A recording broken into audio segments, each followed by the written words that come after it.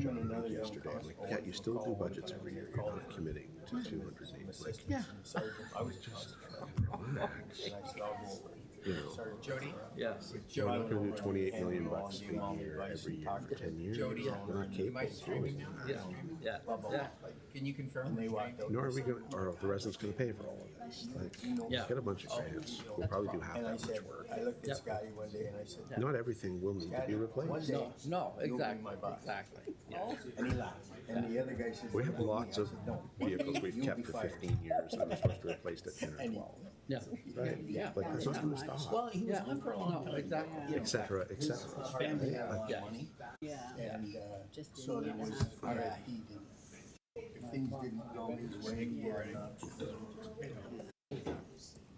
He was an excellent undercover operator.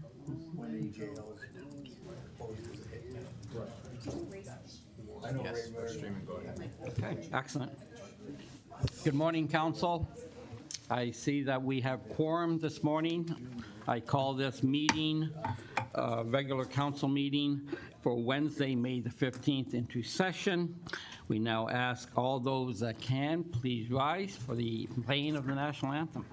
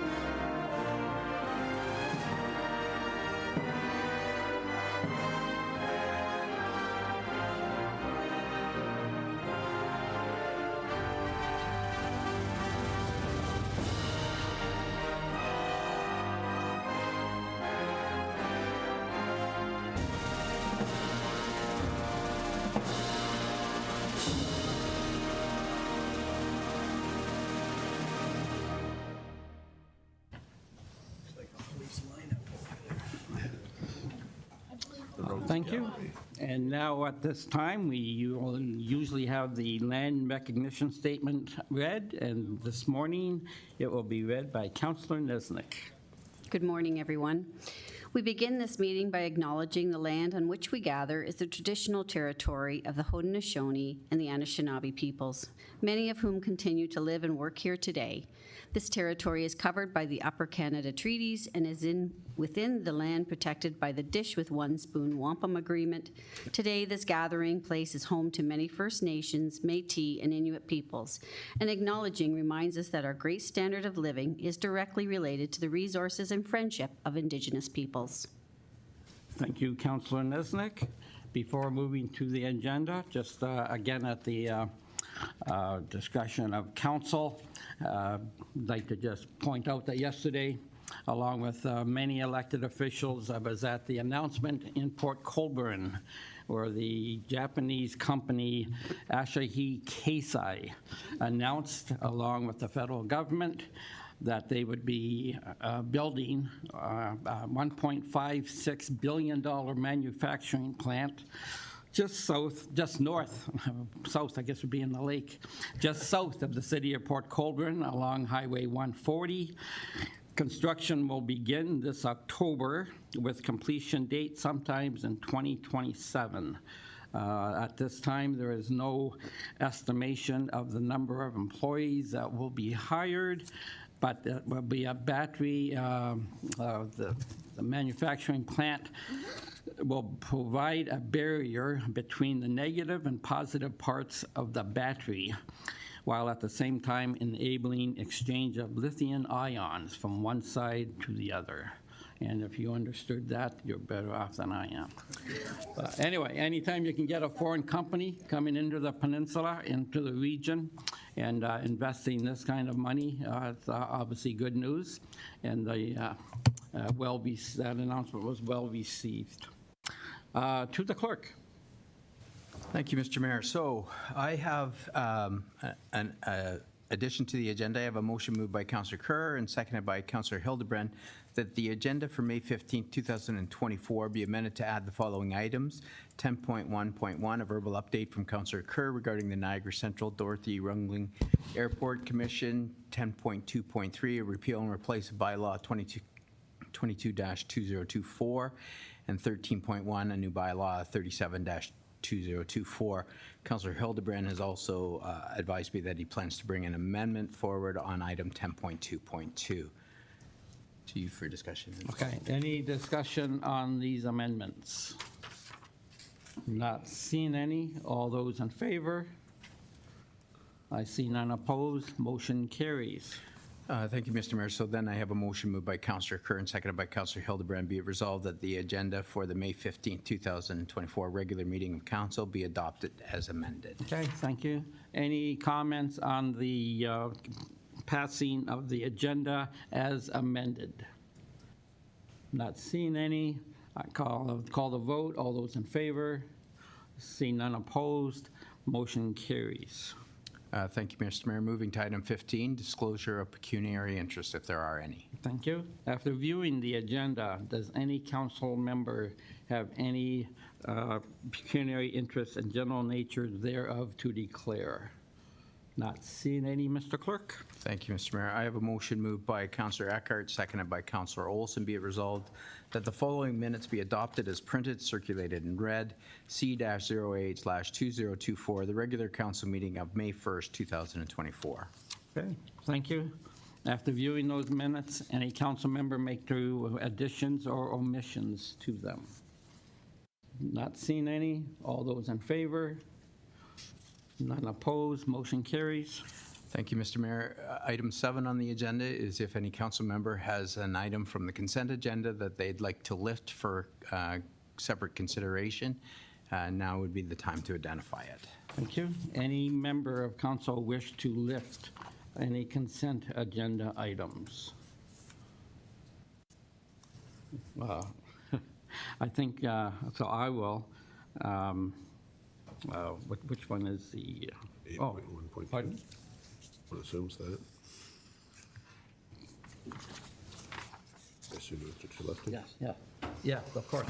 Yeah, so 8.2.1. Point one. I actually want to do a quick discussion on 8.11.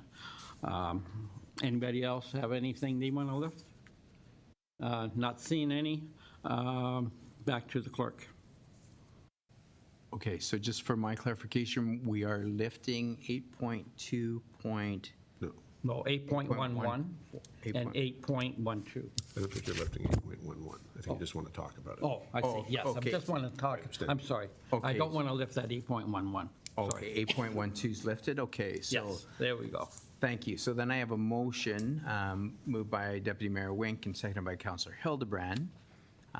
Be it resolved that the consent agenda as listed for the May 15th meeting 2024 be received and recommendations contained therein be approved aside and except for 8.1.2. Excellent. Yes. So for discussion. Any discussion on the remaining items? Okay, sorry. Before we vote, maybe you want to go through the discussion. Yes, So okay. We'll start with 8.1, the staffing level reports. Okay, thank you.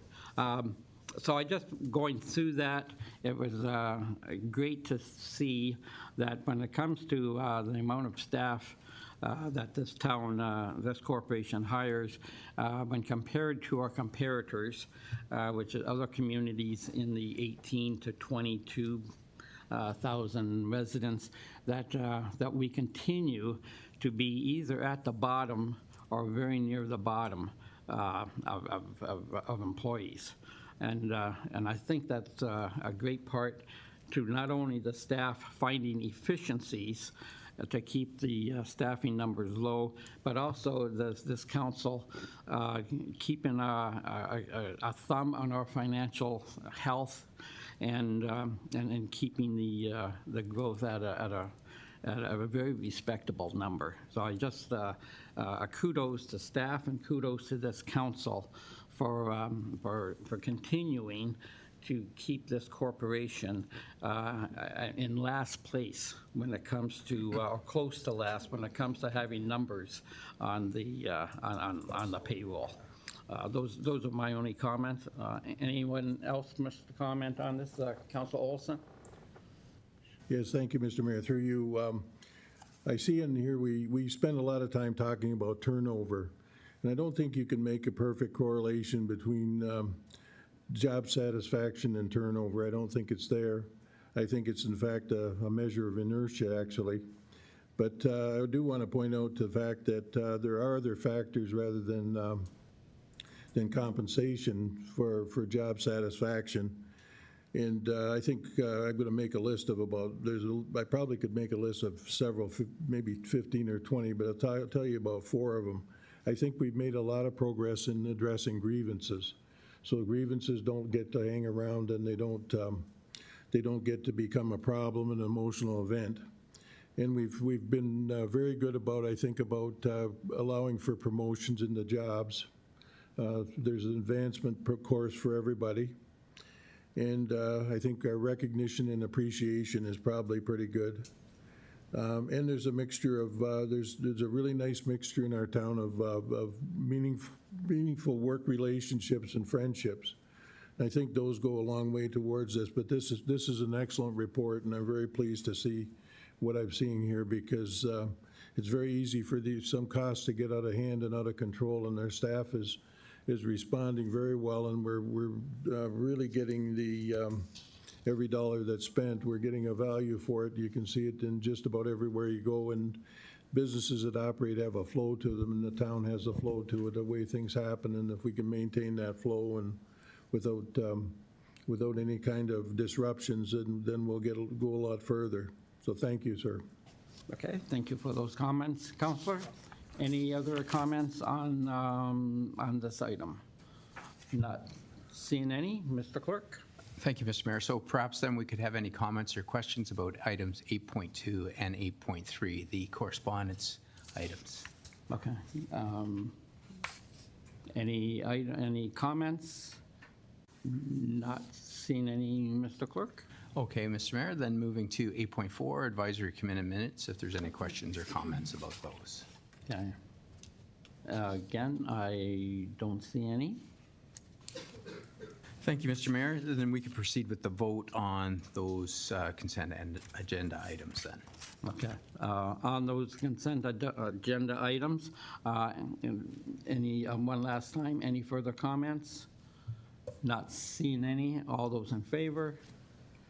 And I see none opposed. That motion carries. Thank you, Mr. Mayor. Moving now to item number 9, consent agenda items lifted for separate consideration. So we do have one. I have a motion again by Deputy Mayor Wink and seconded by Councillor Hildebrand. Be it resolved that Council receive report 2024-012 Corporate Services, the 10-year capital plan update for information. To you for discussion and vote. Thank you. In a lot of ways, this is a scary report when you see 10 years of expenses, and usually we only, at budget time, we go year by year, and not very often we see, wow, in the next 10 years, we're going to be spending a couple of million on maintenance, a couple of $100,000 on playgrounds, and what have you. So it's kind of a scary report. And I caught a couple of emails, and one of them in particular was when we do our sewer, looking on the lines, and instead of hiring that, maybe we should hire a machine or buy the machine and do it ourselves. And there was a couple other instances in that instead of hiring it out, maybe we should be doing it. I just wanted to, one thing I want to caution this council about is we don't want to end up with a shed full of machinery that we only use 2 weeks out of the year, and then it sits there, and we have all this capital money sitting there, rusting away, deteriorating. At the region, and we spent $450,000 on an HVAC truck, and we've had it for a year. It hasn't got out of the garage yet, and that was because someone didn't put the right options on it. So there it is, $450,000. And the question is now being raised by the regional council is what are we doing in the HVAC business anyway? I don't know how often so we're having a study. How often do we use this machine that we can't, and there's lots of businesses in the region that does HVAC, so why are we spending them? Why were we going to spend the money on a machine that maybe we weren't going to be getting the use out of? So that's one thing I see when on this 10-year plan that we got to keep in mind that two things are positive. Labor is going to continue to go up, and the cost of infrastructure, and I'm talking capital as in machinery, that those two items are indeed going to keep going up. So I like to think of our public works guys as perhaps being managers and not getting into specific jobs as such that require high maintenance and high cost capital output in order to do the operations. But just as you view that and we view it and you see some of the expenditures that we might be making, as it comes to budget time during that year, I think we got to ask ourselves, do we want to tie up a lot of millions of dollars in machinery that possibly is only used 1 or 2 weeks out of the year? That was and then I guess the whole report, when you do get 5 or 6 years out, I appreciate the time that staff spent on this document, but 5 or 6 years, and especially 8 or 9 years out, it really is, you're factoring in inflation, you're trying to factor in the a steady increase. And when we saw in COVID that, and I'm sure the Director of Public Works will back me up, that we had some infrastructure pipes go up 200% during COVID, totally unforeseen, and who knows what's going to happen in the years ahead. So I'm glad this report came out. It does put everything in perspective, but it must be remembered that every year we are still going to have our budgetary meetings. We'll still have the opportunity to go line by line if that's what this council wants, and we will still control the spending as we have in the past. So again, I can appreciate the amount of time staff put in on this report, and I appreciate it. And like I say, if you look at it the wrong way, it can be pretty scary. But you got to remember, we still control the spending every year during the budget process, and I think we got to keep that in mind. Excellent. Those are my comments on that report. Any others? Councilor Wink, Deputy Mayor Wink. Yes, thank you, Mr. Mayor, through you. Thank you, staff, for doing this. This was an awful lot of work. This is a roadmap for what's going forward. Nothing's etched in stone on this. The public, if they're watching this or if they're looking at the actual capital budget plan, they're going to be shocked with some of the numbers there, but we've got to realize, like, for example, on stormwater management ponds, we've done nothing with storm management water ponds since I've been on council. There was an allocation of $12,000 per year. Now it's jumping to $300,000 per year, but it has to be done so the ponds are operating properly. So that's a big aha there. That's a large expense. Another large expense is road rehabilitation. We have to keep up the levels of our roads, and much more money has to be allocated on an annual basis for those roads. So, there's a lot of things that have to be done just to maintain the quality of life in our town. And someone made a comment before I even got on council that a lot of council's decisions are on roads and what's underneath the roads. That's the major stuff that happens in this town. Just be patient with this. Like, we're not spending money frivolously.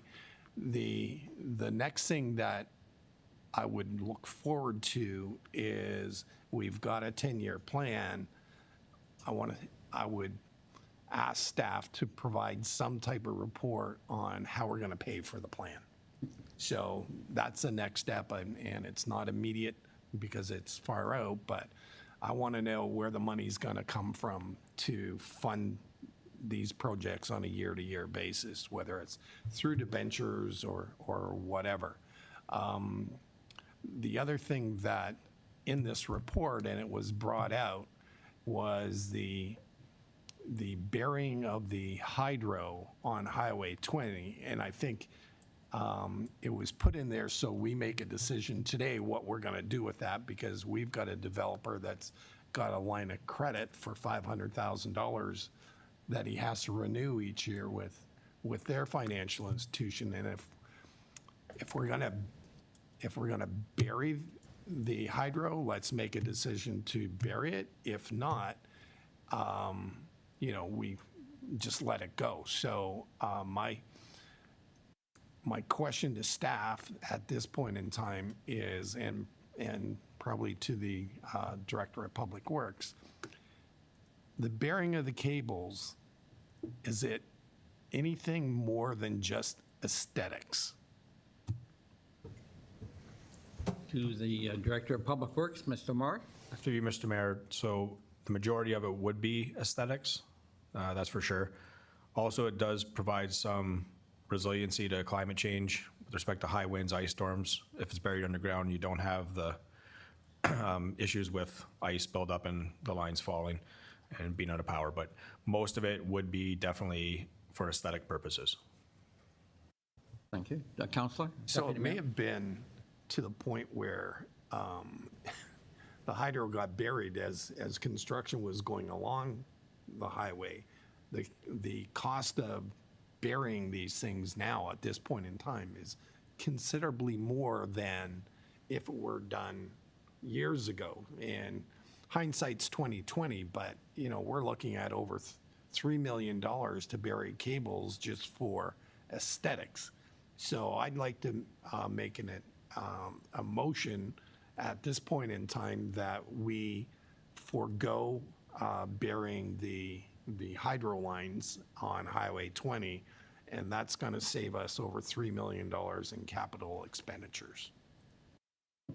Okay, thank you. Let me perhaps turn to the CAO. You've heard the Deputy Mayor proposing putting a motion forward. Is that, would you consider that suitable at this time?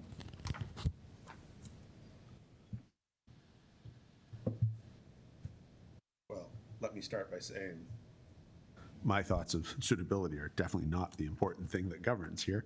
I think Deputy Mayor Wink is making reasonable points and has some reasonable expectations. Broadly speaking, what I can say is that fundamentally, town administration, but corporate services specifically, is working towards more documentation and more of a plan. We do have, in 2019, you may recall, we did pass in about December of 19 adequate, certainly very adequate at the time, plan to address debt, but it didn't it took us from where we didn't have one at all to an embryonic plan that met the needs at the time because there was a lot of uncertainty about municipal finances. That being said, as a document, it doesn't, one, it was created in an era when money was almost free. Interest rates were so low, so it was a very different thought process. And also the corporation was in a very different place. It was about trying to stabilize itself, not really look towards a long-term future. And that's the mode we're in at the moment.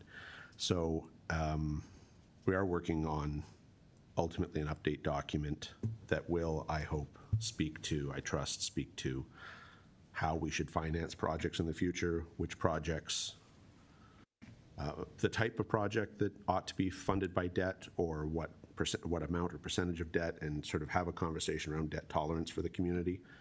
I keep speaking of debt as if it's not the only part of funding. Obviously, this plan will be used as the basis for an updated development charges plan. That's another key part of funding. And of course, there are taxes and grants. But I don't think it's an inappropriate motion at all. We are sort of turning our minds slowly. In fairness, we're just wrapping up year end. That comes to you in 2 weeks today, I think. A lot of financial reporting. And then sort of the next big swing over of focus will be around debt conversations. And I think we hope to start those in a serious way with council in the fall. But I don't think it's an inappropriate motion whatsoever. And we're always happy to take direction. That is sort of roughly the mindset, and I think rough kind of in line with what we spoke about when we developed the current strategic plan, which of course you'll be updating come roughly February next year, January, February, March next year. But I think that's a motion appropriately before the body if that's the wish of the deputy mayor and or a majority of council. Okay, thank you. Councilor Wink, we need a seconder. Oh, Councilor Hildebrand, you will second Deputy Mayor's motion? Absolutely. Okay, and now to discuss that motion. I'll let Councilor Wink, any further comments? No, Mayor, thank you. Okay, thank you. Not on this. I've got No. other comments regarding the plan, but. Okay, so on the motion then, Councilor Nesnick. Yes, just so for clarity, could you read the motion, please? Through you, Mr. Mayor. So I have a motion moved by Deputy Mayor Wink and seconded by Councillor Hildebrand that the 10-year capital plan be amended to remove the burial of the three-phase hydro primary lines on Highway 20 from the 10-year capital budget as currently presented in the plan before council today, May 15, 2024. Councilor Nesnick? Yes, so thank you very much. So I would not support removing that from the capital project. It's scheduled for 2034, so I think in the meantime, between now and 2034, we should be able to find some funds to do that. I do think aesthetics is important as you drive through town.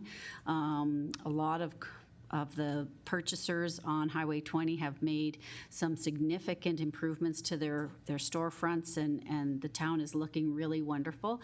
But those lines definitely do impede the beauty of our town. As well, I think for storms, we do have some significant storms. We get a lot of complaints about power outages. If those lines are underground, that would not occur. So I will not support the motion at this point. Thank you. Okay, thank you, Councillor. Any other comments? Councillor Kerr. I understand the intent through you, Mr. Mayor, and I understand the intent through Deputy Mayor Wink, but I also understand Councillor Nisnick's point of this is 10 years away from today. A lot of things can change within a 10-year window. This is a ballparking idea.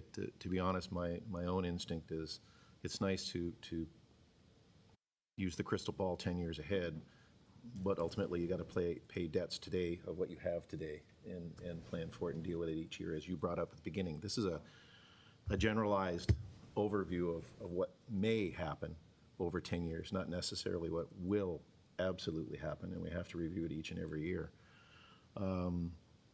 to be honest, there may be new advances in technology within 10 years that none of us can imagine that may make this far less costly or far more costly. And if it's far more costly, then we eliminate at that point.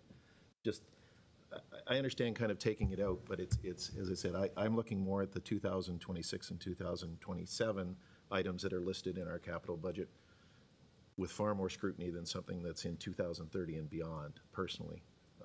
Just recognizing, as you said, pandemic occurred, prices went absolutely ballistic. Are they ever going to come back? Maybe not, but maybe we're getting caught in the weeds here. Councillor, Deputy Mayor Wink. Yes, so what's being lost here is we're holding a letter of credit for $500,000 of a developer that, like the letter of credit, he has to pay for that. And if he's being asked to, and it affects his borrowing on other items. So he's got $500,000 that he can't use with his financial institution, and we're going to hold him up for ransom for the next 10 years. Like, I'm sorry. I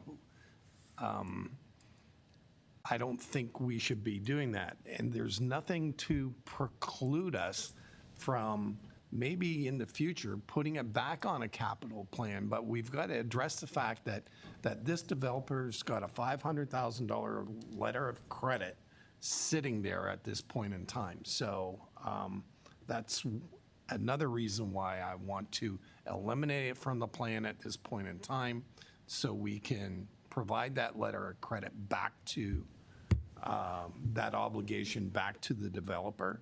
And we can always add it in a plan further on down the road to say, we'll bury it then.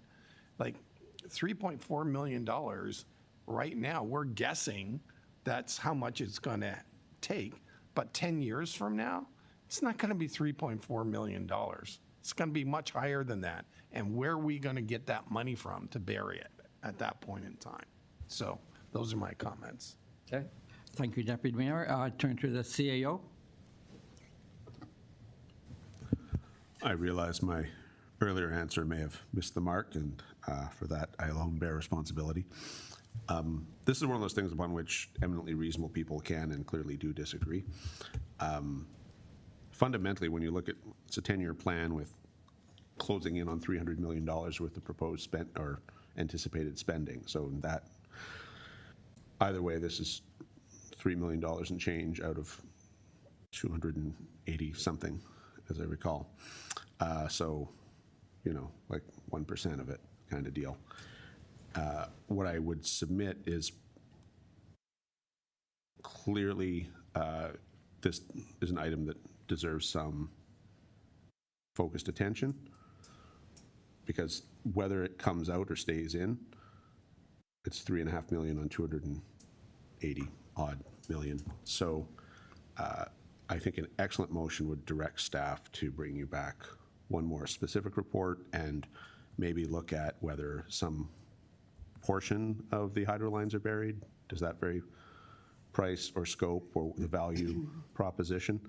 Because I think in a fundamental way, you're hearing each other. There's some arguments for, there's some arguments against. Both have some merit, frankly.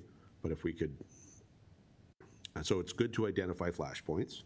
Why don't we bring you back a separate report on that passes or fails, but substantively, either way, we can go forward knowing that most things are accurate or reasonable or generally, you're only supporting things in abstract concept, right? The general thrust, it's not specific decisions you're making. So I think, and anytime we find these items that where there are differences of vision, I think that's the perfect use of a staff report. We can dive into it a little deeper. We can invite, I don't know that we need to hear from the developer per se, actually, but if you wish to, and or adjacent property owners, and or like we can take a number of perspectives in there, and then you can make that decision, which really won't have a material impact when you look at the global dollars, since we're not talking about something this year or next year. In either event, that gives us some time to come back with a better report, but lets you I think a really good use of our time here is finding those items where there are flashpoints or where there are differences of vision, pluck those out, do them as separate reports because it's easy enough to amend a 10-year document and lets you focus in the future on that. And I'd love to hear if there are other areas where, if we're able to determine other areas where there is disagreement, those are items worth more focus so you can have a really targeted discussion and one way or the other, put it to bed. I think that's a very viable way forward.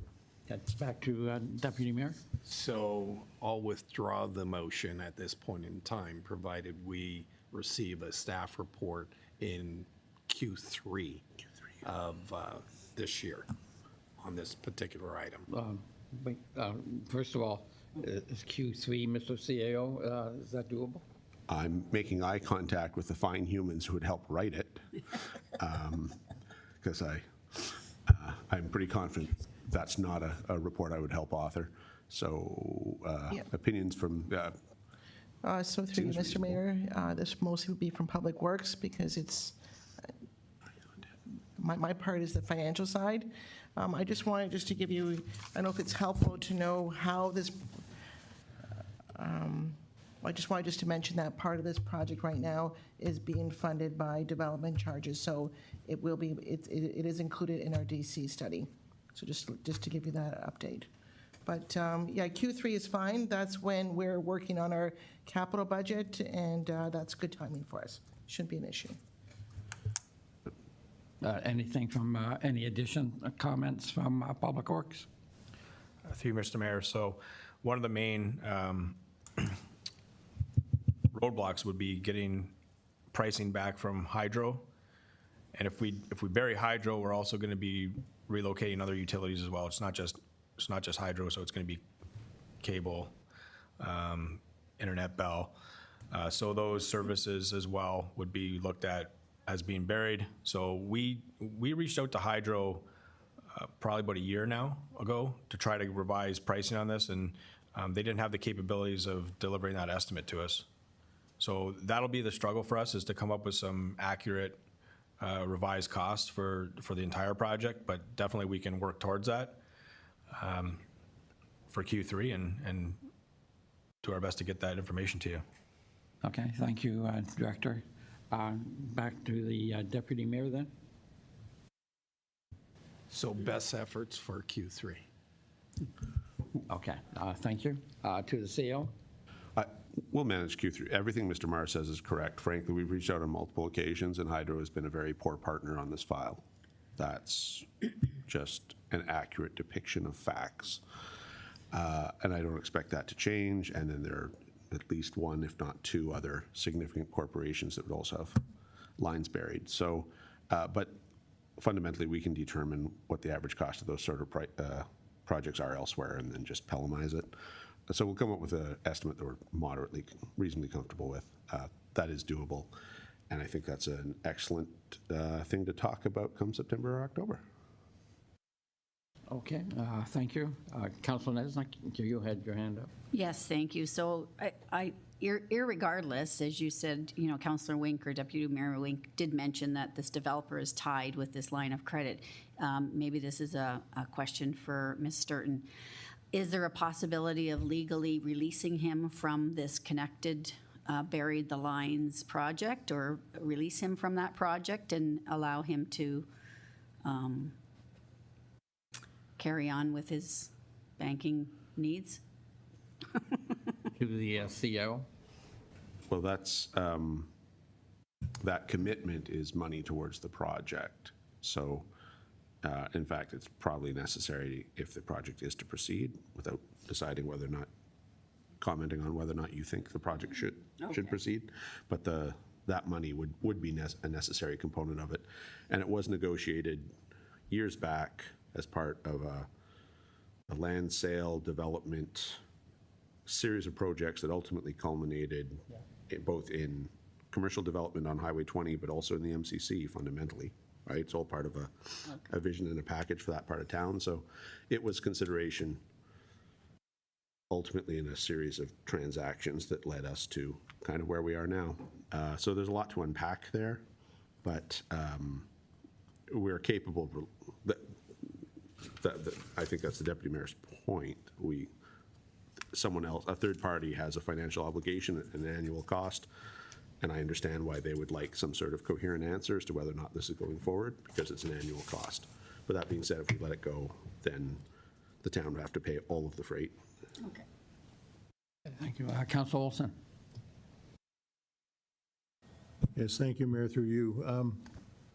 Looking at the document, it strikes me that this is going to be an important part of the discussions that going forward and how we're going to fund this and how we're going to handle this. And I think these are great directional documents and necessary to have. They're going to support the development charges, and it's going to give us directions on what we should do. Now, I have a question for Mr. Marr. How much, it's clear that we're going to spend a historic amount of money here, I think. Once inflation's put on there, we make our adjustments back and forth. And your staff is probably able to handle what we have right at the moment. What do we have to add to reach this? And I'm going to offer a couple of solutions, if you wouldn't mind, is outsourcing, including design and build, and longer-term contracts for some of the items that we have on here, the recurring items, such as the LE or the reflexivity on the town signs. If I could ask those questions, Mr. Mayor. Yes, go ahead. Yes. To the director. Through you, Mr. Mayor, with respect to outsourcing, most of our capital projects, larger capital projects that we do, they are outsourced to consultants who would carry out our design. So that's a big portion of the front end of the project, doing the design for the project. So that all that's outsourced, and in most cases, those firms are also retained to carry out our inspection work as the project proceeds through construction. And Pelham staff become more of a project supervision role, where they oversee the consultant and the contractors doing the work and kind of manage the project. So a lot of our major capital works are outsourced right now with respect to the design and then the construction of it. There are opportunities to try to make efficiencies with our capital program, and we've started to implement those. We are working closely with the procurement group and corporate services to develop longer-term contracts. So a lot of our contracts that we are putting out now are for 3 years, so we don't have to continually issue RFPs and tenders to do the work. So we are starting to group those contracts into some longer-term contracts. As well, we're also working with other municipalities as well as the region, collaborating together to increase our purchasing power, reduce the load on the purchasing department, corporate services end of things, and make it more efficient for us to retain consultants and contractors. So there are items that we're looking at doing that collaborative work on, which will help as well with delivering the capital programs. Sorry, what else did I miss there? With respect to the specific project with the reflective lighting, that's a contract that we tender that out and have a qualified contractor come in to actually do that work for us. It takes about 2 weeks of time. They have the equipment and resources that are able to efficiently carry out that assignment for us. So that's how we're handling that project. Was there anything else I missed? No, I don't think so. I just more interested in the design and build, how we can use that as a tool to reduce our capital cost. That's what I was most interested in. The reflexivity issue, that's been around for years. That's laser, that's driven by a laser, which is like 75-year-old technology. And it goes back to what the mayor said. I asked the question about whether or not that we should take the money that we're spending on this every year, and it's $20,000 a year, and buy you can buy a very unsophisticated piece of equipment to do it. But I understand we also have 2,600 signs in the town, so, it's probably not going to be a profitable thing in the long run to put that together as a team. But that was, I think that's probably what the mayor was referring to. if I might. It was. My next question, Mr. Mayor, through you, is to corporate services. You know, we've got IT architecture here. We have a chance to do something with the architecture, and I guess part of the reason why we've been successful in maintaining a level of staff that serves the town and serves the taxpayers is the architecture we have in our IT. Are we spending enough on that to keep the costs down? And I'm thinking particularly about reducing red tape, probably in the building department, and maybe some work on precision scheduling for all types of work. And I think the capacity is there, and we have the capacity in certainly in terms of the people to do this. So thank you, Mr. Mayor. Thank you. Perhaps we will go to our Director of Planning, Ms. Weens. I believe that it was just a month or two ago, you were saying how your department had developed or had purchased software to help with customer service. Am I recalling that correct? Yes, Mr. Mayor, through you. Certainly, with respect to building permits and the IT technology and so forth that we use, all building permits are submitted through a portal and are submitted electronically. It's really reduced the number of people that come to our counters and submit applications. It's much more efficient. We can respond back electronically. They don't have to pick up plans that are marked up. And so we've been doing that already for the last 4 years. And it's very efficient. We meet our timelines, the legislated timelines in terms of issuancing of building permits. And that's not to say that we don't always look for process improvements. That's something that is bred in us, and we're continuing to always do that. We always look for ways to improve our processes, and you know, there are always continuously made tweaks here and there to improve the systems and the processes and efficiencies. With respect to the planning side of things, we are also currently in the process of developing a portal so that, again, applicants can submit planning applications electronically through us. They can see where the application is in the process and track it. Comments will be filtered through that process, so they will get comments and receive comments and input through that portal, and it'll be, you know, a one-stop kind of shopping for the planning applications as well. That's currently under development, and we hope to roll that out within the next few months. But yeah, we, again, from a corporate culture perspective, certainly process improvements is always something that we do. It's something that we think about daily. Excellent. No, thank you for those comments. To the councillor?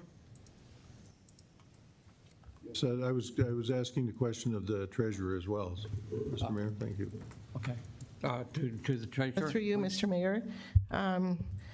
Well, looking at the list, I mean, this is bare bones here for what we have for IT. We do have a wonderful IT department of 2 that have been very innovative. We have the Innovation Fund, which is really important for the town. That's where a lot of the initiatives have come forward.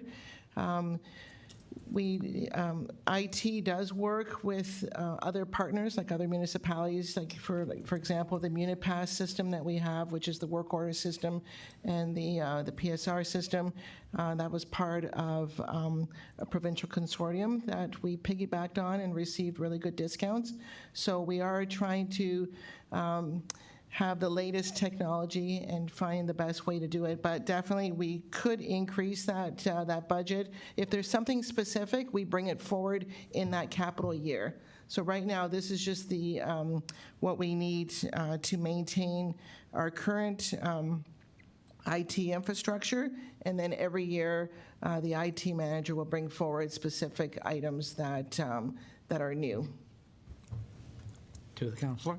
So thank you, Mr. Mayor. Thank you for all those answers. Thank you. Thank you. And any other comments on this item? Okay. Well, I'll go to Councilor Hildebrand, and then we'll come to you. Through you, Mr. Mayor. Thank you very much. I appreciate the big effort staff put in to produce a 10-year fixed asset project. I can imagine the challenges it has in it. One of the things I looked at was obviously the return on investment projects. And basically, that's the LED light conversions. In 2019, we received an excellent study on facilities and LED light conversions. And I'd just like to highlight what that study has to say. I left a copy of that study at the CAO's Executive Assistant's office because I think it's important if anyone else is interested in that kind of thing. Anyway, the number one project was the Fontero Library conversion for $6,800 return on investment of 0.7 years. Fire Hall number one, option two, $6,300, 0.90 return on investment. Municipal office, there was two options, and that's in the projects right now for next year, 1.3 or 1.5 years, depends what we do. And then it comes to two interesting parks. Marlene Stewart Street Park, the consultant said it was $11,000 to convert the lights, and yet we have a budget on item 500532 from capital projects of $201,000. So obviously, we're not talking about light conversion, we're talking about other things. And the same thing happened at the Harold Black Park soccer park. The conversion of the lights that the consultant had was 5.5 years return on investment, but yet the report we're getting is $150,000. So possibly those numbers need to be looked at again. The consultant's report, I said I left in the office there, and those are the details. But really, those are the kind of projects where you get return on investment in a short amount of time. And those are the kind of projects I like. Thank you. Okay. Thank you for those comments, Councillor. Councillor Eckert. Thank you, Mr. Mayor. We've sort of moved on from where I wanted to make my comments, but I wanted to revert back to the burying of the cables, if I may. Did we decide that we are going to have a report come back in Q3 for sure? Is that? Yes. Because there are a couple of things that concern me in this. One is efficiencies. I don't know how burying cables on Highway 20 is going to help everybody else in this town, including me, from the frequent power outages around town. That's number one. Number two,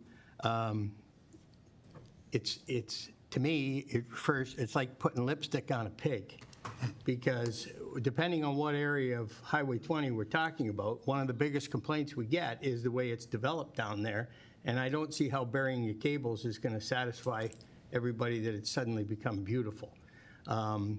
So I would welcome this report. And just to piggyback on Councillor Wink's, that was the other thing that concerned me, is that how long have we kept this developer paying for this $500,000 bank draft that, and how long are we going to keep them on the hook for this? So I would welcome that report back as fast as possible so we can make a decision. Thank you. Okay, thanks, Councillor. And most of your questions, I believe, will be answered Q3 when we get the staff report back. Thank you. Any other comments? I will go to Deputy Mayor Wink. Thank you, Mayor. Going through this report, there's some capital items with respect to the model train building in Fenwick. I asked the question yesterday. I haven't got an answer, but I don't need an answer on that today. But it is my understanding that all buildings have to be compliant for accessibility with the Ontario Disabilities Act by 2025. There's nothing in the capital plan to say that we're going to do that. I'd like a staff report on that particular facility, on what's going to be done with that facility going forward. So, are we going to continue to spend a lot of money on this? or not. So if I could suggest that we have a staff report by year's end on this particular item. I'll turn to the CAO. Again, I think that's entirely in line and in keeping in a reasonably foreseeable thing to arise from what's currently before council. So if you're asking, is that in order, I would submit it certainly is. Also, I think this is, it's a challenging file. They're straightforward, fair questions. It is a challenging file. And every time staff take a look at it, we ourselves have differences of opinions amongst ourselves. So I think it's probably an excellent candidate for some focus and a specific report. And again, there are at least that as memory serves, there's some items in the report about windows and maybe doors or siding, some relatively minor refurbishment. So I know it's certainly in there, but I'm not sure there's a fully crystallized plan, and it deserves that degree of focus. And I think it would be an excellent thing for council to, for us to do a little community consultation and for council to consider. So I think that's a reasonable time frame, something between Q3 and Q4.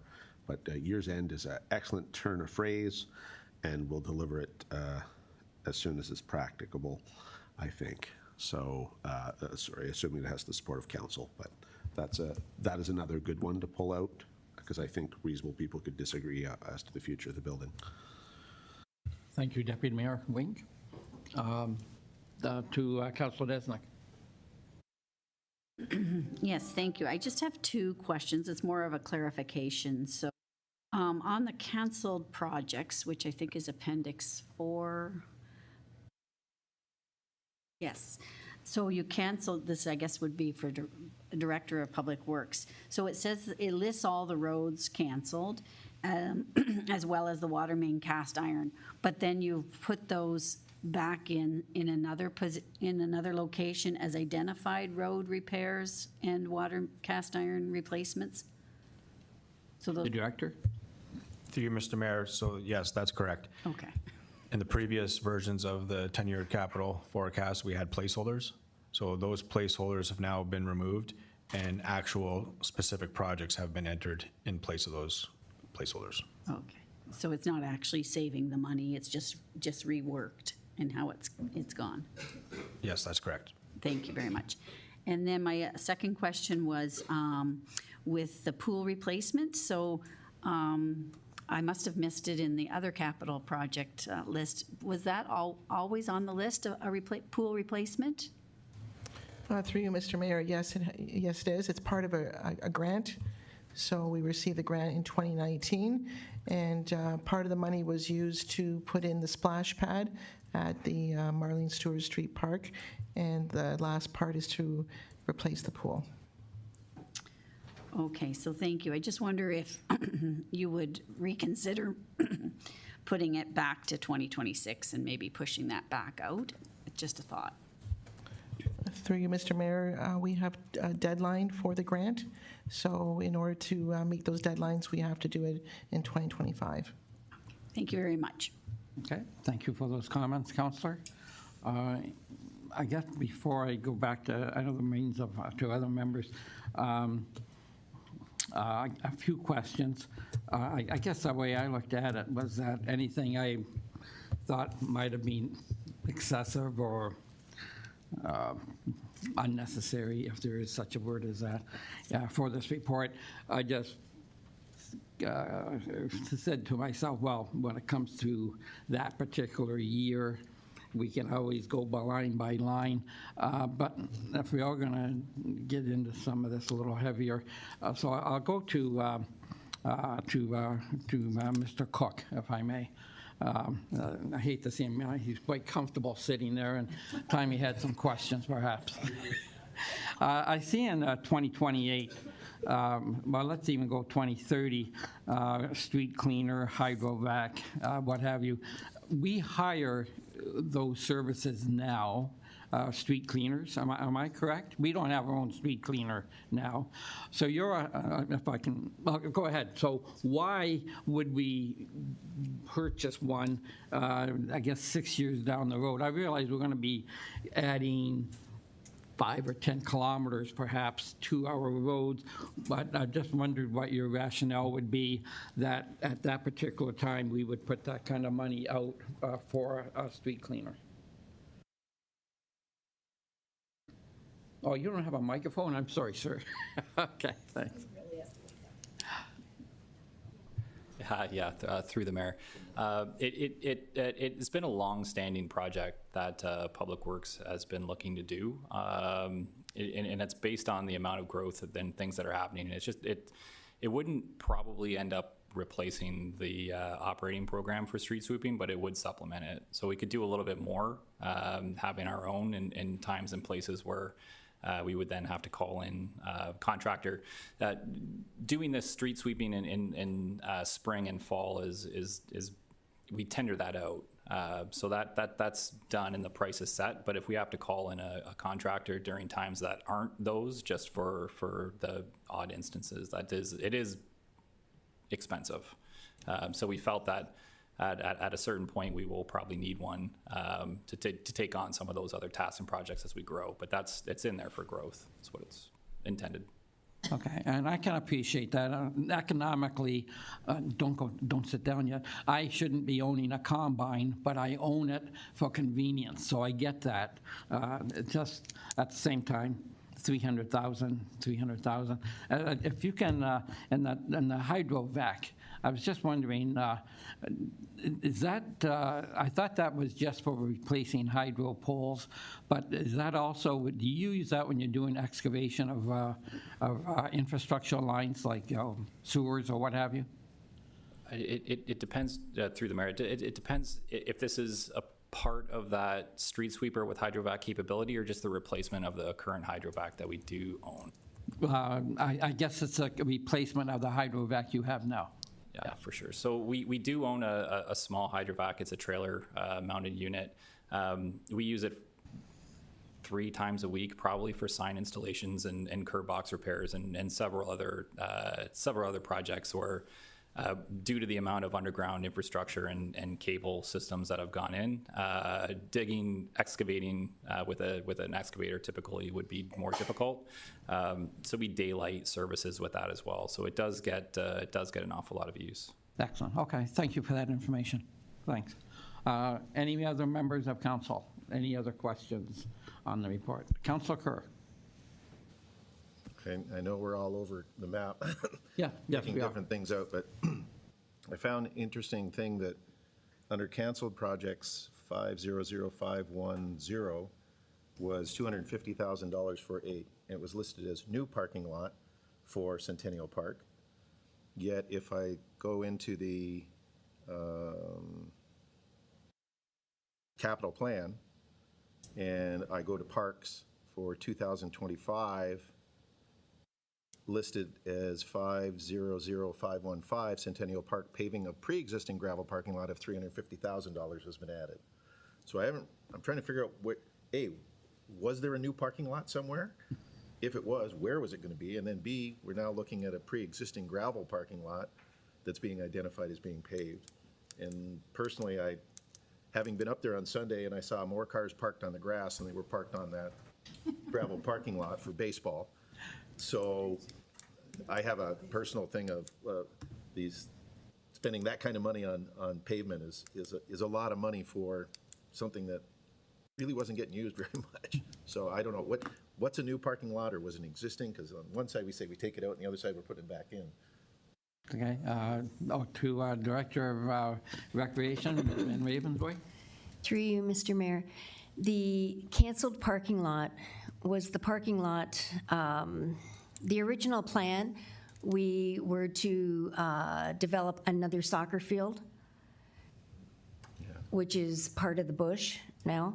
And that soccer field will not be developed. So the canceled parking lot was along the side of the soccer field. It was an expansion. It has nothing to do with the paving of the existing parking lots. Councillor?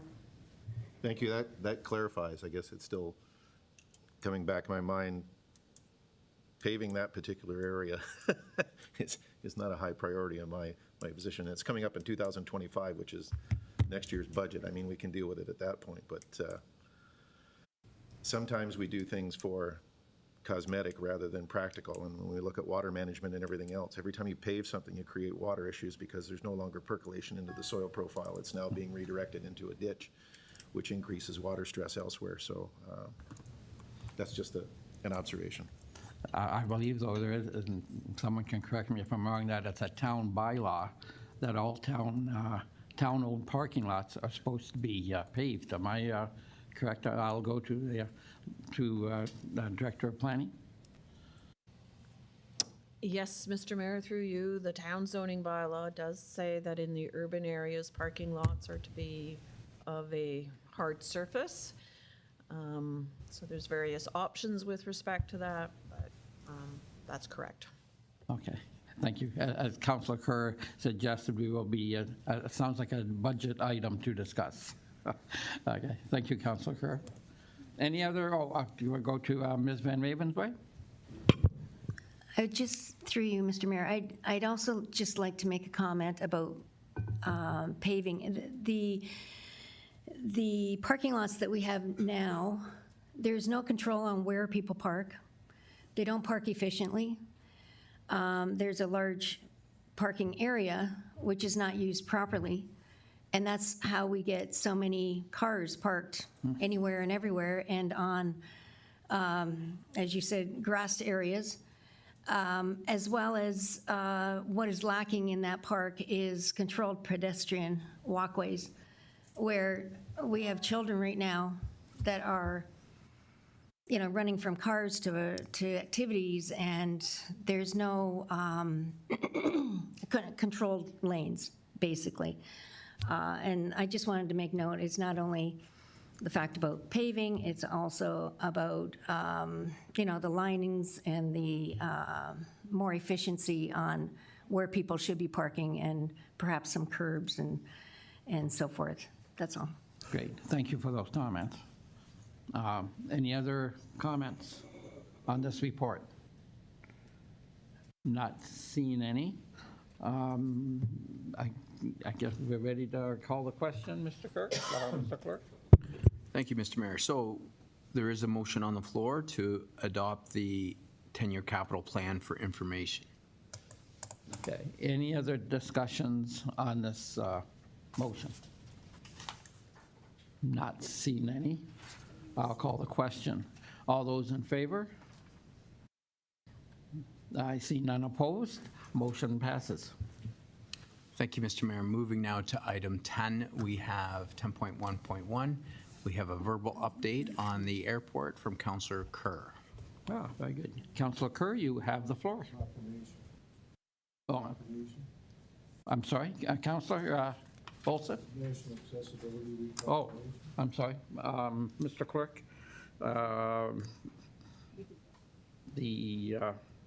What one was, what number? Oh, so. 8.2.1, yeah, Yes. sorry, we did call for questions on that and we went back, but we can go back, Mr. Mayor, if council wishes. Councillor, I'm sorry, Councillor Kerr, we'll postpone you for a minute or two. Councillor Olson then. Thank you, Mr. Mayor. I thought the mayor had pulled that for. No, I didn't pull that one. Okay, well, I'd like to make a comment about this because. Sure. I've received a couple of messages from individuals in the community who are very active in the accessibility community and represent us very well on the Joint Accessibility Committee. First of all, I have a note from our friend Dan Whipple, who points out to me that, we mentioned 15% as the level of disability and somewhere in here. And he says it's more like 20-something north of 20% of people who have disabilities. And I checked, and it's actually 22% apparently. So it's something that a lot of people are living with, and there's a lot of people living with disabilities, and And we're probably all of us are sitting here, and I've mentioned before that we're only one accident or one illness away from a disability ourselves. So, and 20% or 30% of our lives are going to be spent at the end, probably with a disability or disorder of some kind. So this is an important thing, and the other one is, of course, from Reese Evans, who thanks us for putting this forward. But I think this is something that the last week of the month, and I believe I requested from the deputy clerk and whether or not there's a report coming from for accessibility. I think that's their responsibility in the town. I turn that to Mr. Cribbs for an answer on that one. To Mr. Cribbs, CAO. Actually, watch me punt this over to the clerk's department. I'm not sure if you saw that maybe there's an audit happening this year. There is some annual reporting requirement, and fundamentally, we're in compliance with the statute there, which is why we have this joint body. But I can't remember where this stands at the exact moment, so I'm hoping a member of the clerk's department does, and if not, we will get back to you, because that's a fair question. I will ask the clerk, any comments or? Yes, thank you, Mr. Mayor. Through you to Councillor Olson. So there normally is a year-end report that goes into the ministry on our accessibility. There will be a report that goes in to show our compliance level for the January 1st, 2025 deadline. We are working on that. I attended the meeting last week with the Joint Accessibility Advisory Committee, and we're putting some notes together. We do audits every year in cooperation with Public Works and RCW to look at different areas within the community and identify projects for moving us closer to accessibility for all individuals that have accessibility needs. Counselor? Yes, thank you for that answer. I appreciate that. Yes, and it would be great if the report could be done for the National Accessibility Week, but I'm not expecting that's going to happen. So and I also have a question for Ms. Sturton with respect to joint accessibility committees. We have a responsibility to confer with or consult with the committees, I believe, and under the Act, I believe. So just wanted to ask if that's true. To Ms. Sturton? Through you, Mr. Mayor, to Councillor Olson. Yes, that's correct. The Accessibility for Ontarians with Disabilities Act requires the town to not only establish the Advisory Committee on Accessibility, but also to seek advice from them with respect to the accessibility of buildings, structures, or premises. And that occurs, or that obligation is triggered whenever such buildings, structures, or premises are purchased, leased, constructed, or significantly renovated by the town. So there is certainly a statutory obligation of consultation. Thank you, Ms. Sturton. Counselor? Yes, thank you, Mr. Mayor and Ms. Sturton. I was wondering about parks, specifically the Peace Park and Centennial Park. Are they covered by the same legislation? To Ms. Sturton? Through you, Mr. Mayor, the parks likely fall within the definition of premises. So to the extent that they are being purchased, leased, renovated, et cetera, then yes, that obligation of consultation would be triggered. There doesn't appear to be any retroactive obligation to go back and engage in consultation if no purchase, lease, change, renovation is being made. Counselor? Thank you, Mr. Mayor. That's it. Okay, thank you. Any other questions or comments on the accessibility question? Not seeing any. Councillor Kerr, we're back to you then, sir, and you have the floor. Thank you. Thank you, Mr. Mayor. I appreciate the indulgence of the clerk allowing me to do this verbally. It's only because one time-sensitive thing came up and I couldn't put something written together fast enough to get to everybody. There's been a new facility manager hired, and he's actually doing a really good job of getting information out to the commissioners. What's before our next council meeting, one event that's happening is the Air Cadets Annual Review is occurring on Saturday, May 25th. And this is the culmination of their year end where they go through their awards and all their hard work and everything else. It starts at 2 p.m. and they'll do their review parade at 1:45. So anyone who's interested in observing that on the 25th. The other two things that are coming are an international group, the Oxford Aviation Group, is going to be coming into the airport as well. There's anticipating up to 10 individuals with airplanes that of international experience. They're going to look at the planes, talk to people. It's kind of an open house and a barbecue that they're going to have. So anyone who's interested is more than welcome to attend. This will be on Sunday, June 16th. Approximately 4 p.m. is when they anticipate most of the planes will be coming in. And the last one is actually Discover Aviation, which they're using to promote the airport, but also flying among the youth. They provide free flights for youth for between age 8 and 20 on Saturday, August 17th from 10 to 4. They have a miniature ground school for the kids coming in, and it's already booked. They have 100 kids already signed up for it. Brings their parents, people come out. It generates a lot of traffic at the airport. And like anyone who wants to make an airport profitable, you need young people to come in who want to get into flying and utilize the facility. So it's run by the COPA group, which is the Canadian Operational Pilots Association 149, which is a group out of the airport itself. The interesting part is all these flights for the kids are free. They're donated by the pilots themselves, the planes. What they do look for is maybe some help with fuel or some other things, but it's a huge one. In Discover Aviation in 2023, they had 96 kids, and we've already got 100 kids signed up for 2024. So people were asking, can we add more? And it's next to impossible because there's only so much time and so many planes and types of things. But it's, I just wanted to bring it to the attention of council that there are things going on at the airport to promote it and go forward. I'll bring a more fulsome report on the Airport Commission activities at the next council meeting. Excellent.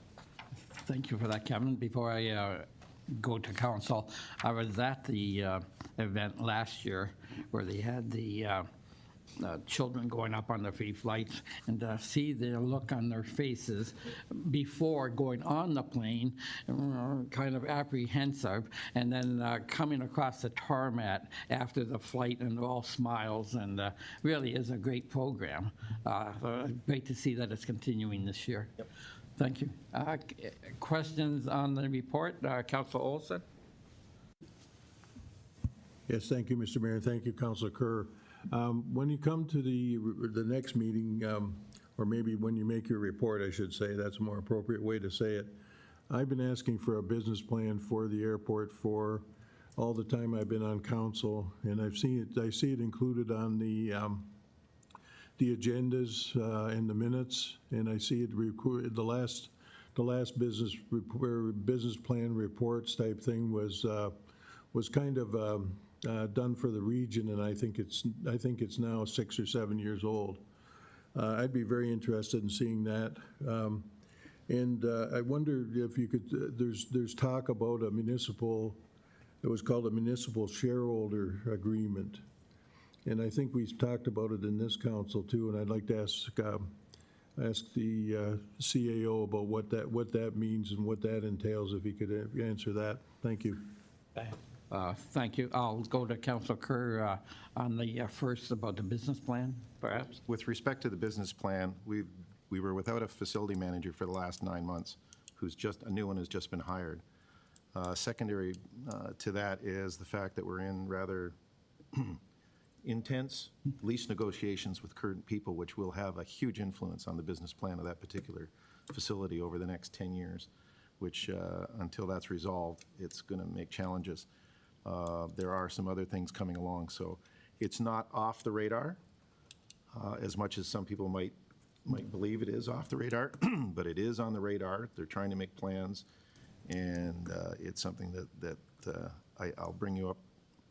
We put out the routine reports. There's the meeting minutes and everything that's accessible to everyone online, as well as the financials. We just went through our audit and a few other things, and to be honest, with the announcement of the EV plant, there is significant optimism at the airport in terms of what that may have in terms of impact on that, because of its proximity being the closest airport for anybody wanting to get to Port Colborne at that stage. So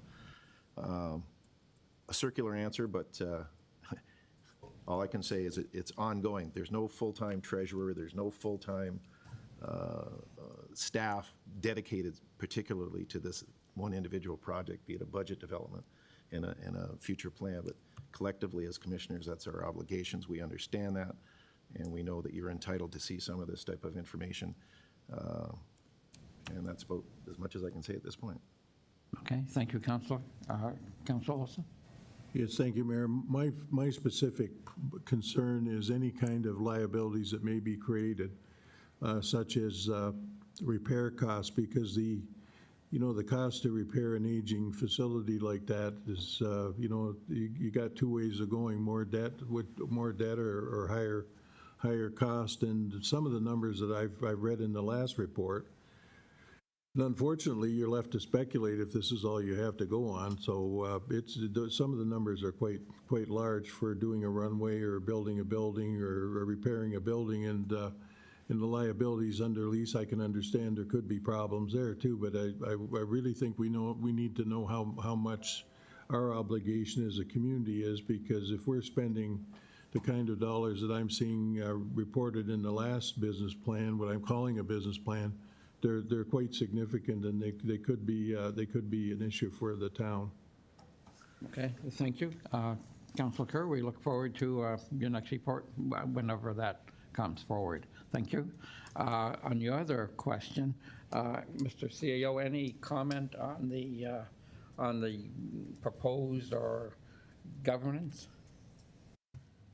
In March of 2023, Council passed the strategic plan for the town of Pelham. One of the action items in the strategic plan is airport governance, financing, and capital needs assessment. At the time, I would at least only speak for myself, I shouldn't speak for anyone else, was under the understanding that there were going to be some asks forthcoming from the Airport Commission. At this point in time, we're now a year and change removed. There have been no formal requests or formal communications from the Airport Commission.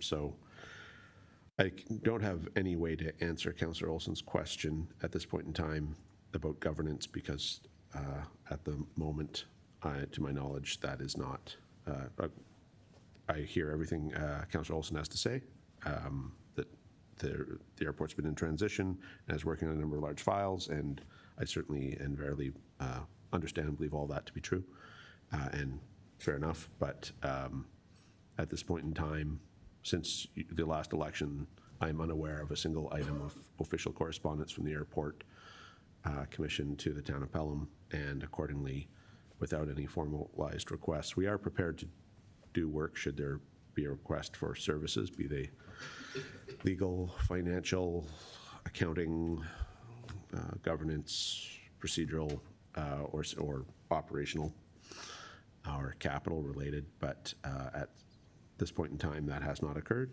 and it may or may not. I understand that there are 4 municipalities that can provide support services, and it's not necessary that the Airport Commission necessarily go to any municipality, and if they elect to do so, they won't necessarily choose Pelham. So all those things ought to be said. I can say that staff are amenable to requests for technical support or assistance, and we're amenable because council's directed us to devote some energy to that should it come to pass.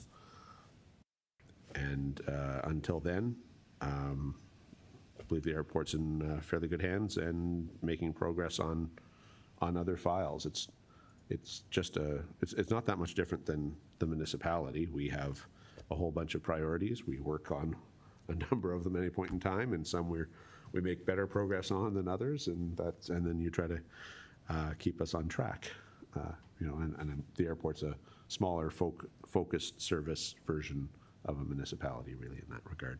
So I'm sorry I don't have a direct answer, but one day I may well. I just don't know. Thank you. Councillor? Yes, Mr. Mayor. Well, I basically wanted a definition of what the municipal shareholders shareholders thing would look like agreement. And so you said that there's staff available to do stuff like assist with the airport and administrative functions. Does that include doing a business plan? One anticipates that requests for assistance, if any, will be to our areas of strength. And we have some bench strength in it. We have at least 3, I think we have 4 accountants on staff now. We have a legal team. There are some areas where we can be helpful, others where we're not. And traditional strengths, I don't think it's a traditional strength of anyone on payroll to develop a business plan for an airport, and a specialized service that none of us, to my knowledge, have experience in providing. In the more general question, we haven't done the work on airport governance because we haven't been asked to and have no right to be, and we've had other significant files, and you have a heck of a lot of significant files coming your way in the next 2 or 3 meetings. Hold on to your seats. Lots of stuff coming your way. So I'm sorry that I don't have a direct answer, but we need a formal request for specific help in a specific way before we're going to devote the staff time and resources, because the legal team in particular is a population of at best 1.5, but really just 1. And we've devoted that resource to other files.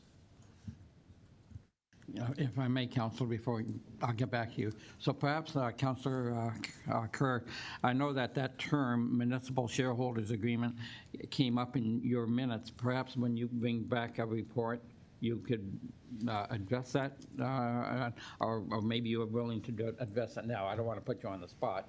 I guess there's what they reported was the economic contribution from that, and I will give it to you relative to as a percentage of the operating budget, approximated over all of the municipalities in terms of how the airport, as a percentage relative to Pelham and Welland. That I'm going to have to get the bookkeeper to dig some information out. As I say, I understand what Councillor Olson is looking for, and again, we've been fighting a few fires over the last, even since I've been on there, trying to get those under control. One in particular is now 14 months long, and I don't see the end of it real early, just because of the way it gets buried into legal issues. So we'll do the best we can for you at that point. Right now, it's Welland, Wainfleet, Pelham, and Port Colborne are on there. I'm the sole Pelham representative. There's 3 from Welland, there's 2 from Port Colborne, and there's 1 from Wainfleet. So that's kind of the representation that's on the commission at the moment. The chair is from Wainfleet. And that's kind of, I can bring you back, like I say, we're not a big operation, the dollar values, and I guess the concern over liabilities in the long haul. Part of the thing was also learning that what occurs on those lands is under the control of the federal aviation, more so than the town of Pelham. And this comes to an example being the recent hangar construction has to meet the federal guidelines. The town was made aware of the building plans, but legally there was no requirement that building permits or other things based on the Federal Transportation Act were required. Yes, there is impact assessments that have to occur and all those other things. So it's not as simplistic as we might think. Even though it's located within the town of Pelham, it may not quite be as simple as we all think that, it should be under this rule, and we find out not necessarily. So, and I've learned a lot in the last bit, and I continue to learn, and I've appreciated being able to talk to the CAO and legal advice and other ones just to help me get a better understanding as well. And I appreciate that, and I appreciate the fact that to make a simple decision there's so many balls in the air, and I believe me, talking to yourself and talking to other members of the commission, it would be, I know the goal, whether it be a couple of years ago, and I think it still would be an honorable goal, is to get a commission that's formed with some pilots on it, some people that are connected with that airport, and maybe take it out of the hands of the municipalities, because as you say, we really don't have a lot of say. We have to, we fund you, the bottom line, but when it comes to making decisions, we don't have as much power as we would like, but that's the way it is. That's, the Aviation Commission controls that. So I know there was a talk a couple of years ago of reforming that commission and putting other people on it other than elected officials. And at that time, I don't know what it would involve to change the makeup of that commission. It's hard to believe. Go ahead, sir. I think part of it is we have to recognize what's statutory legislation in terms of the makeup Yeah. of the commission versus what we may think. As a side, there was an advisory committee of pilots and others. They chose to disband. Yes. And no longer, because they would have had to follow the municipal act in terms of meetings and everything else. And they said, Yes. too much paperwork for us, we're not going down that road anymore. Yes. Yes. They can still come to the meetings and talk about stuff and everything else, but once they found the regulations they were going to have to operate under, they suddenly made. So there has been attempts. We've had casual discussions about things. Yes. There are things being tossed around, but in terms of an official change, nothing has been really formally put on the agenda No. in the last 8 months or 9 months, easily. So, and to be honest, I don't foresee that coming to the forefront possibly until next year at the earliest. Yes. Just because of the number of things we're trying to get through. Yeah. Okay. I appreciate that, Councillor. Any final comments to Councillor Olson? Yes, thank you, Mr. Mayor. Through you to Councilor Kerr. Yes, I understand of what you're saying there, and I do appreciate very much what you're doing there and the work you're doing, because liabilities are very, very complicated, and I just want to make sure that I'd be very happy if the answer came back, we have zero liabilities. I'd be delighted with that. I'm just concerned that perhaps that's not the case. So thank you very much. Okay. Thank you, Councillor Olson. Any other comments on Councillor Kerr's report? Not seeing any. Turn to the clerk. Thank you, Mr. Mayor. So there is a motion moved by Councillor Olson and seconded by Deputy Mayor Wink. Be it resolved that Council received the verbal report from Councillor Kerr regarding the Niagara Central Commission for Information. Okay, Airport thank you. Commission. Any other comments? Not seeing any. All those in favor? I see none opposed. Motion carries. I have a motion moved by Deputy Mayor Wink and seconded by Councillor Niznik. Be it resolved that Council receive report 2024-0118, Assumption of River Realty Estates Phase 2 subdivision for information, and that Council assumes the municipal services in River Realty Estates Phase 2 subdivision and opens the street with the subdivision as a public highway by bylaw in accordance with the subdivision agreement. To you for discussion. Thank you, Mr. Clerk. Any discussion on this agenda item? Assuming control. I see none. I'll call the question. All those in favor? I see none opposed. Motion carries. Thank you, Mr. Mayor. So I have a motion moved by Councillor Kerr and seconded by Councillor Hildebrand. Be it resolved that Council will receive report 2024-012, Marlene Stewart Street Park hydrometer investigation for information, and the council directs staff to include a 2025 capital budget project in the amount of approximately $7,400 required to reduce the number of hydro accounts from 2 to 1 for 55 Park Lane and 33 Park Lane facilities. I've also been advised Councillor Hildebrand would like to put forward an amendment to this motion.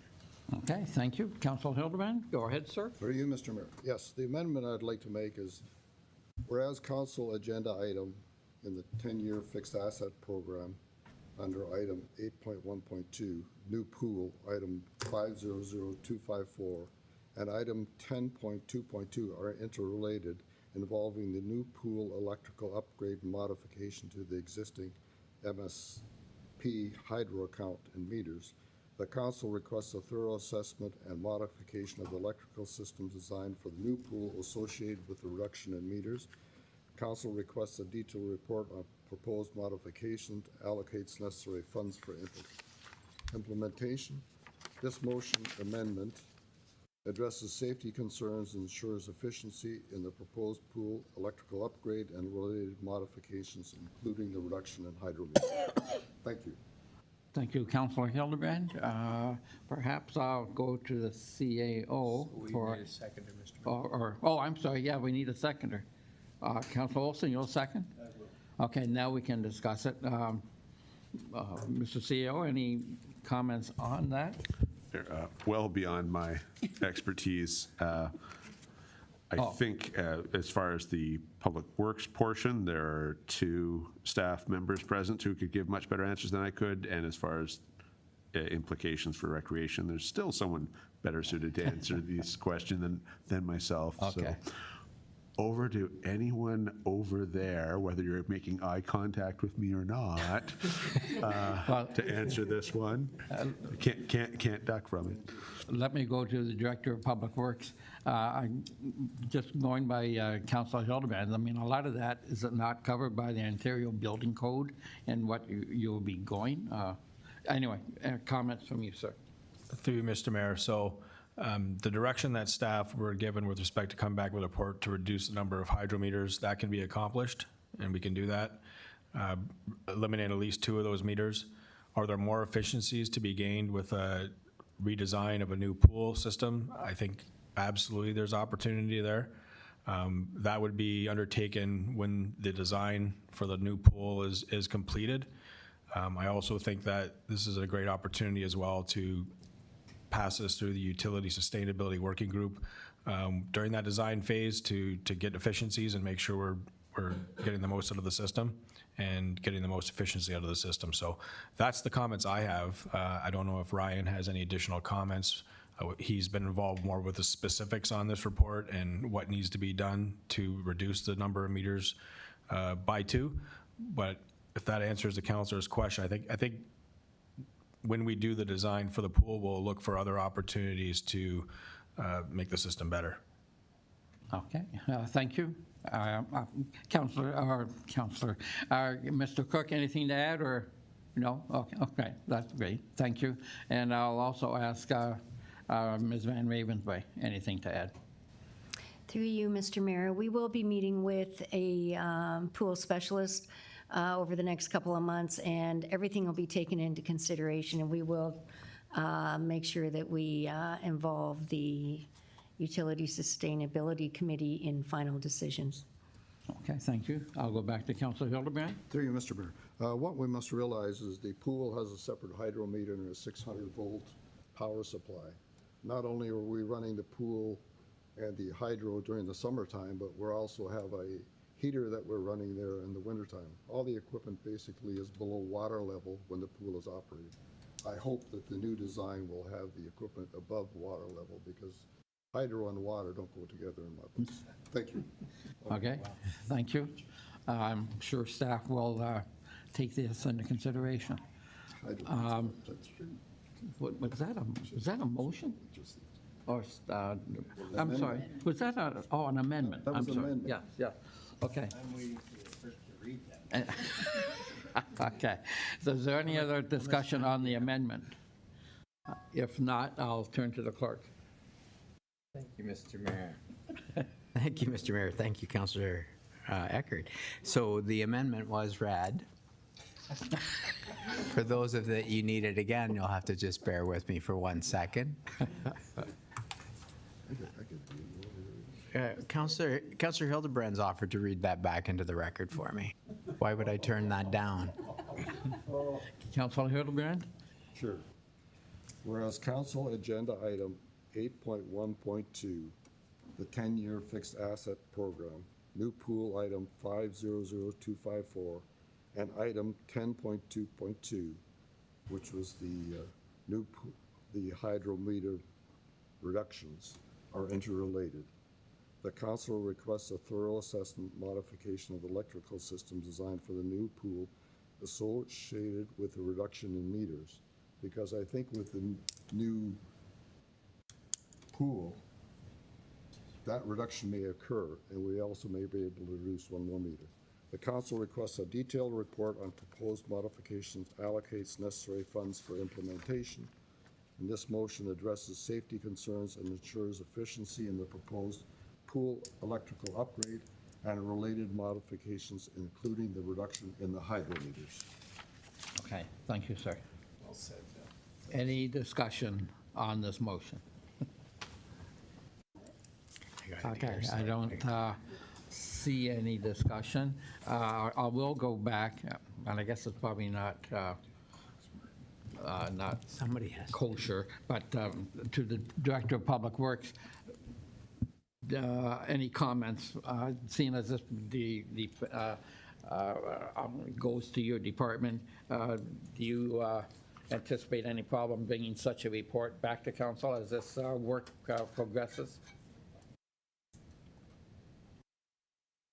Through you, Mr. Mayor, that information will come available when we do the design, and we're happy to bring a report back at that time. Okay, very good. Thank you. On that note, any other discussion among council? Not seeing any. I'll call the vote. All those in favor? I see none opposed. Motion carries. Thank you, Councilor Hildebrand. Oh, the amendment carries. Yep. Yes, thank you, Mr. Mayor. So now we return to the main motion that's on the floor Okay. for consideration and vote. Okay, so on the main motion with the amendment, any further discussion? Not seeing any. All those in favor? I see none opposed. Motion carries as amended. Thank you, Mr. Mayor. So we're already on item 10.2.3, so that's good. I have a motion moved by Councillor Eckhart and seconded by Councillor Niznik. Be it resolved, the council received the memo entitled Repeal and Replacement of Bylaw 22-2024, Taxation Rate for 2024 for information, and that council repeal and replace Bylaw 22-2024 for taxation rates with a new tax rate Schedule A Okay. for discussion. Thank you. Perhaps I will go to the Director of Finance. This is any, in a paragraph perhaps, any comments? Through you, Mr. Mayor. This is just an amendment to the bylaw that was submitted in April. When the calculation was done, the payments in lieu were included as the total, so the amount was too high, so we actually lowered the tax levy, so now it is the correct amount. Excellent. So, Thank you for those comments. Any other comments or questions from council? Not seeing any. All those in favor? I see none opposed. Motion carries. Thank you, Mr. Mayor. So I have no identified unfinished business. No new business has been presented that I'm aware of. We move to 13, presentation. Sorry. I'm sorry. Oh, Just a little, Councilor Nestle? I know it's not there, but it's just. I just have a little new business. It's not, I know, on the agenda. It's just really a congratulations out to some people in our community. I just wanted to recognize the MCC and the two wonderful art events that happened there in terms of the cultural events. The Pelham Art Festival was just out of this world in terms of the quality of art that was presented there, and the vendors were wonderful. Everyone was having a wonderful time. I was able to transfer on my little daffodil pot to my mother on Mother's Day when I went up to visit her, and she said they've just blossomed and they look wonderful. So just kudos to the Pelham Art Festival on another wonderful, successful event, as well as the week before that was the Quilt Festival or Quilt Show, and again, it too was wonderfully run. So just a congratulations to the wonderful folks and volunteers in our community. Thank you. Thank you, Councilor. I believe Pelham Art is 37 years in the community. Excellent. Thank you. To the clerk. Thank you, Mr. Mayor, and thank you to Councillor Niznik for that information. For those of you that are keeping track here and at home, that wasn't a clerk's error, so. Moving now to number 13, presentation and consideration of bylaws. I have a motion moved by Councillor Olson and seconded by Councillor Eckhart. Be resolved, the council for the town of Pelham, having given due consideration to the following bylaws, do now read a first, second, and third time and pass the same, and that the mayor and clerk are hereby authorized to sign and seal the bylaws. bylaw 30-2024 being a bylaw to assume the subdivision known as River Realty Estates Phase 2 and to designate the streets as shown on registered plan of subdivision 59M-471 as public highways and to name the streets accordingly. Bylaw 31-2024 being a bylaw to exempt blocks 144, 145, 147, Part Block 160 of 59M-505 designated as Parts 1 to 5, both inclusive, 59R-17886, Part Block 16359-505 designated as Parts 1 to 6, both inclusively, and 59R-17917, municipally known as 104, 106, 108, 110, 116, and 118. Acacia Road, 44, 46, 48, 50, and 52 Samuel Avenue, and 15, 17, 19, 21, and 23 Saffron Way, and Part Lot Control Saffron Meadows, Phase 3, Mountain View Building Group, file number PL-02-2024, bylaw 32-2024 being a bylaw to appoint Jody LeGros as Deputy Clerk for the Corporation of the Town of Pelham, bylaw 33-2024 being a bylaw to appoint Leland Baker, officer number 326, as bylaw enforcement officer, property standards officer, and provincial offenses officer for the Corporation of the Town of Pelham, and bylaw 37-2024 being a bylaw to set the rates of taxation for the year 2024. To you for discussion and vote, Mr. Mayor. Okay, thank you, Mr. Clerk. Any questions or comments on the bylaws read? Seeing none, I'll call the question. All those in favor? Seeing none opposed, motion carries. Thank you, Mr. Mayor. Now moving to notices of motion. We did have 3 listed. You've identified that you're going to withdraw yours for the time being as you seek more information and do a little more research on that. So we'll move to the first one, 14.1, Councillor Eckhardt, request for the Niagara region regarding speed reduction on a road section of Effingham Street. So, Councillor Eckhardt. Thank you, Mr. Mayor. I'm presenting this motion on the recommendation from the Pelham Active Transportation Committee, of which I am the sitting member from this council. And I'm pleased to present this. Whereas Council for the Town of Pelham recognized the importance of promoting the safety of residents and visitors, and whereas the implementation of speed reduction measures has the potential to mitigate collisions and enhance overall road safety. And whereas the road section of Effingham Street between Weber Road and River Road increases in speed from 60 kilometers per hour to 80 kilometers per hour. And whereas this road section is on the cycling route known as the Burkout Trail Riverfront Loop, drawing attention from the Pelham Active Transportation Committee due to multi-use conflicts. Now therefore be it resolved, Council requests the Niagara Region to institute a reduction in the speed limit along the road section of Effingham Street between Weber Road and River Road, lowering it from 80 kilometers per hour to 60 kilometers per hour, and further that this motion be circulated to the Niagara Region for consideration and action. Okay, thank you, Councillor Eckhardt. Any comments? Yes. As we know, Pelham promotes itself as a cycling community, and we like to attract people from all over the province and actually the world to this area. And we are a recognized silver level of cycling. And we are striving to get to the next level of gold, which I should say that there are only 4 in the province that are at that level. One of the things we want to do is make the roads safer for cyclists to come into this area. I want to, at this time, commend Public Works because they've done an excellent job of repairing the potholes on the side of the road on Effingham Street, which is a main cycling route. Thank you very much for that. Most of the Burkout Trail, Riverfront Trail is 50 or 60 kilometers. It's not until you hit Weber Road and you cross over to a very short section of Effingham that increases to 80 kilometers per hour. And then once you hit River Road, it goes back to 60 kilometers an hour. That section is a regional road, and that's why we have to go through, put this motion through to go through the region. And the Pelham Active Transportation Committee is very interested in having this reduced to increase road safety for cyclists. Thank you. Excellent. Thank you. Any other comments on this motion? Councilor Hildebrand. Through you, Mr. Mayor. The reason I supported this is, A, I'm a cyclist, and I cycle Effingham Road a lot.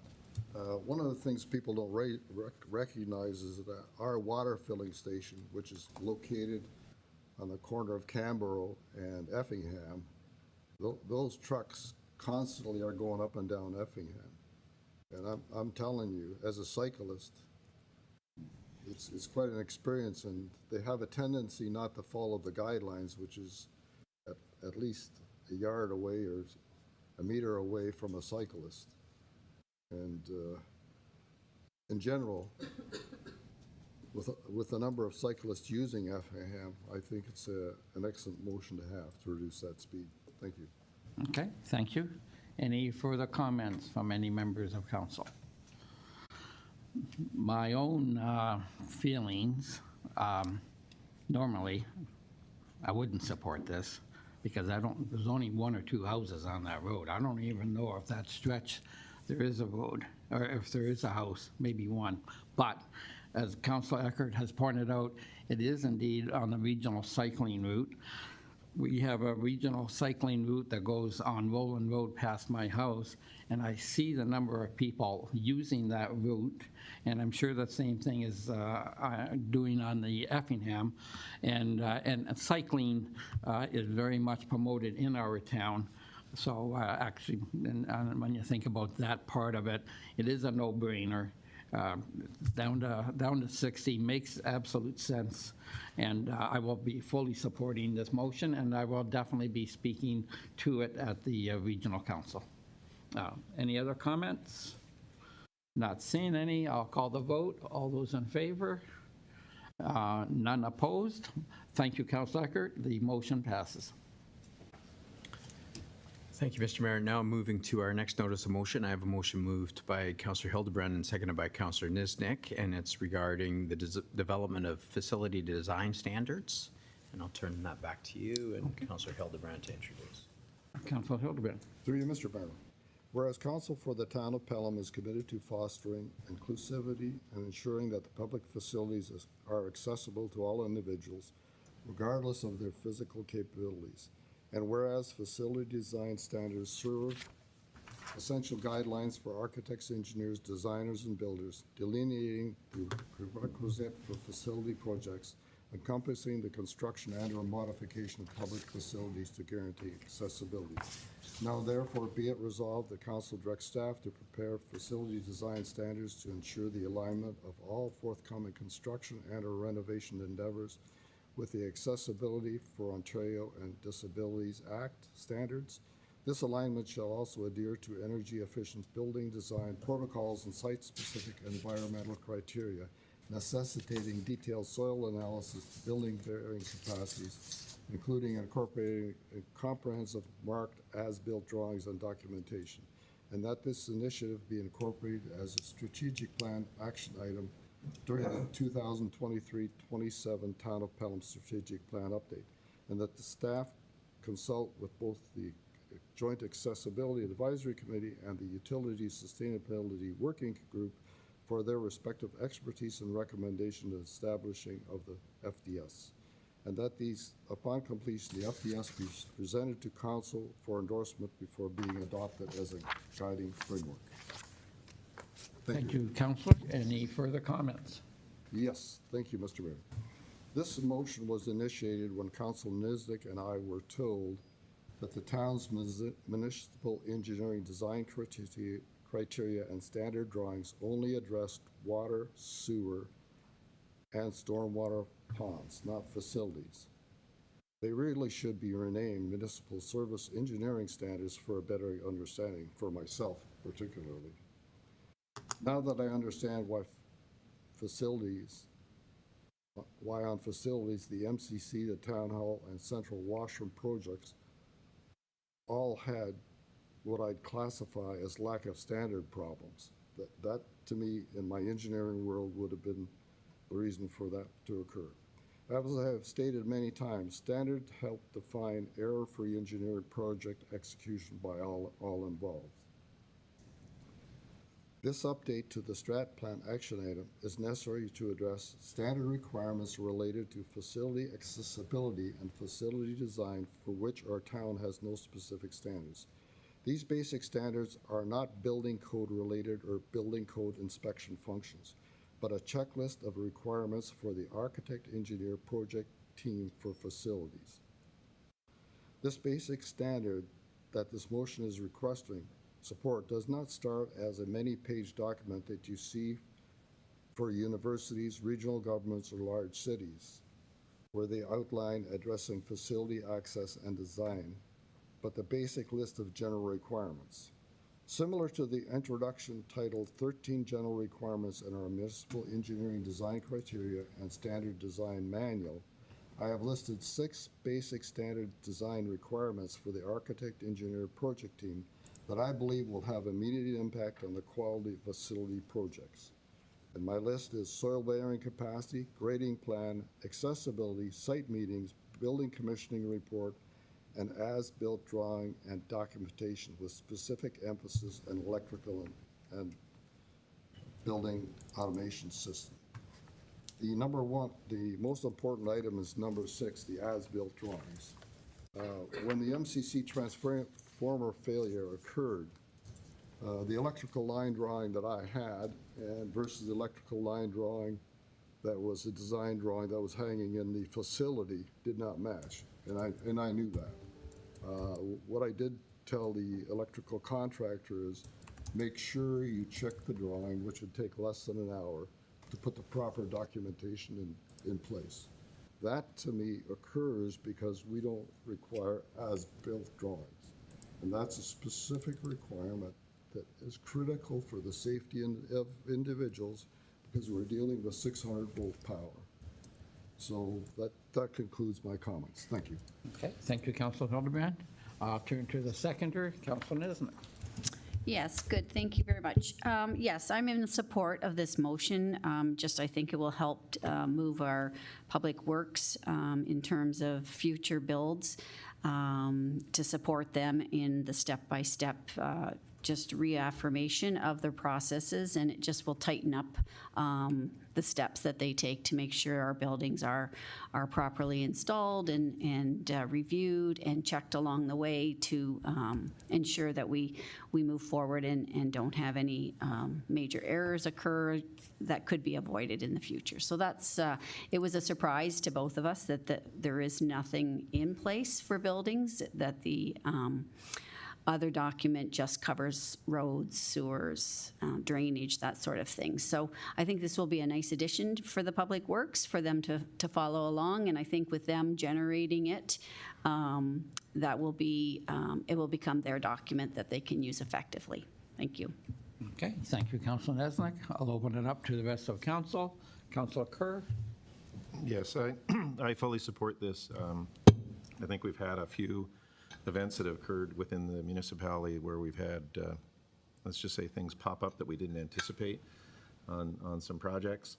And I think the intention here is to minimize surprises as much as anything. I guess it's also recognizing that we happen to live in a town with lots of really quirky areas where things pop up where people don't imagine. Suddenly there's